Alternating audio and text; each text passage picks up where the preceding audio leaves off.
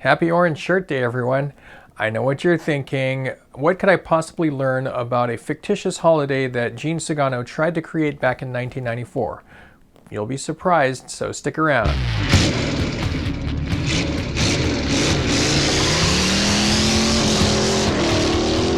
Welcome back. I'm Gene Sugano, and you're watching Sugano Pro, in case you forgot. And if you did, you have short-term memory and should probably have that checked out. Anyway, Orange Shirt Day. So Orange Shirt Day, a lot of my friends in Oregon were sitting around at the very first TV station I started working at, and we thought, what is the origin of Flag Day? It was June 14th, 1994.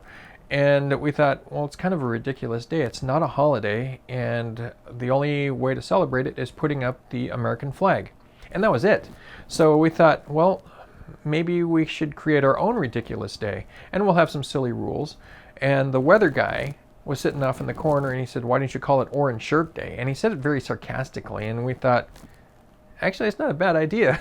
And okay, back in 1994, you couldn't find an orange shirt to save your life. Well, you could find orange to save your life, like a hunting vest, but you couldn't find an orange t-shirt or just a dress shirt or anything like that, because it just wasn't a popular color.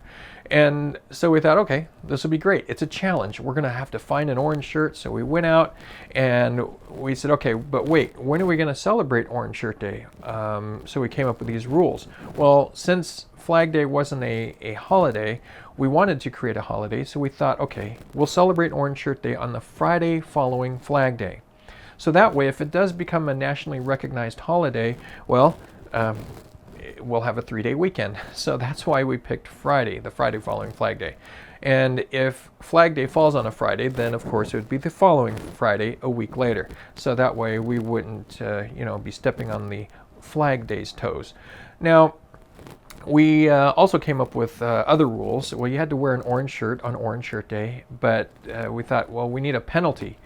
If you don't wear an orange shirt, what should happen? And we didn't want to inflict pain like St. Patrick's Day, where you pinch somebody if they're not wearing green. So we thought, all right, the penalty for not wearing an orange shirt on Orange Shirt Day would be you can't eat potato salad on the following day, which we'll recognize as Potato Salad Day. Well, not long after that, we found out there's an actual potato salad day. So we said, okay, it's a potato salad day observed. So I know, very ridiculous. So that's what happened. And we celebrated by wearing our orange shirts. And then we thought, well, how about having some orange treats like orange soda floats? And we took orange sherbet and orange soda and put it together and made a refreshing beverage. And we always laughed about orange soda because orange soda tastes good warm and cold. So we thought that's a great drink to celebrate Orange Shirt Day. And then every year that's what we would do. We would just wear an orange shirt and wish everybody a happy Orange Shirt Day. Well, that happened for a couple of years, and then I moved away to the Oregon coast, and I took Orange Shirt Day with me, and my friends back in Bend still celebrated Orange Shirt Day. And of course, in Newport, they thought I was ridiculous, but they celebrated Orange Shirt Day with me. And I did that for a couple of years before I moved to Las Vegas, Nevada. And, I brought Orange Shirt Day with me to Las Vegas, and I'm at my company that I was working at, and started getting people really excited about Orange Shirt Day. It became a potluck event. I gave out prizes. I dressed head to toe in orange, and the general manager of the station came up to me and said, all right, tell me, what is this Orange Shirt Day thing? And I was kind of embarrassed to tell him how foolish of an idea it was.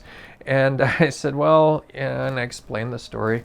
And he said, you know what, this is a good team builder, and it has a lot of spirit, so I will help you, I will fund it, and anything you need. And I was like, oh my gosh, wow. And so it became a recognized day at my workplace.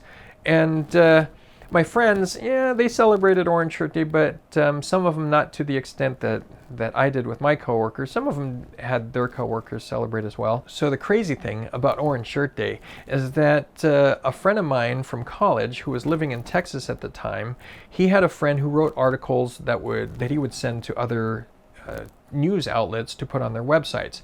And so he wrote about Orange Shirt Day, and people in Philadelphia had written to me through my email and said, hey, we heard about Orange Shirt Day and we want to celebrate it for our friend, our coworker, who loves the color orange. And so they sent me pictures of them to put on my website. I had a website for a short amount of time, maybe it's a few years. And so if you do find an Orange Shirt Day website, it's not the same. So I consider mine the original Orange Shirt Day, and has nothing to do with any causes or anything like that. It was just a ridiculous day that me and my friends tried to come up for a 3-day holiday. A lot has changed since 1994. Of course, the internet exploded in the 2000s, and we're able to research things. We're able to Google and Yahoo, right? And so we did research June 14th Flag Day and found out that Flag Day marks the day that they adopted the United States flag as our country's symbol. And it also marks the birth of the United States Army. There's that knowledge I promised you. Well, you know, other things changed personally in my life. Well, I met my beautiful wife, Silver, in 2004, and I actually celebrated Orange Shirt Day in China one year, and she also celebrated Orange Shirt Day years following. And you can find those videos on YouTube on my other YouTube channel, Gene Sugano. I know, the ridiculous video channel. And looking back, it's kind of funny. I can't believe I actually did that. I would go on the streets and interview people in Las Vegas to see if they're ready for Orange Shirt Day and trying to spread the word. And I think they thought I was ridiculous back then. Anyway, so I started taking Friday off on Orange Shirt Day, and I wasn't around at the company I was working at. So they said, hey, is Orange Shirt Day gone? Because when I wasn't there, people started not celebrating Orange Shirt Day. So Orange Shirt Day fizzled out throughout those years. But I decided it's time to revive it after all of these years, and hopefully it can become big again. Now, there's some organizations out there that started their own Orange Shirt Days, and they have certain causes that they represent. I have nothing to do with those causes, nor do my friends. When we started Orange Shirt Day, it was just going to be a ridiculous holiday, and it's okay because those causes are good causes too.